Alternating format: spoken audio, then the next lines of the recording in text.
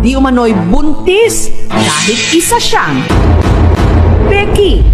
At ang itinuturong ama, ang kapitbahay niyang si Alan. Hindi rin ito tunay na pangalan. Sigurado po ako dahil wala man pong ibang gumagalaw sa akin.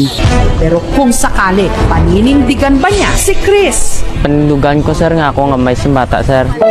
Para ma-monitor ang di manoy nasa tiyan ni Chris, nagpa-prenatal check-up siya sa kanilang health center. Doppler po yung ginagamit po dito namin para ma-detect yung heartbeat ng baby. Nung chinek ko, may heartbeat na yung tiyan niya. Nasa 120. Natutuwa po ako.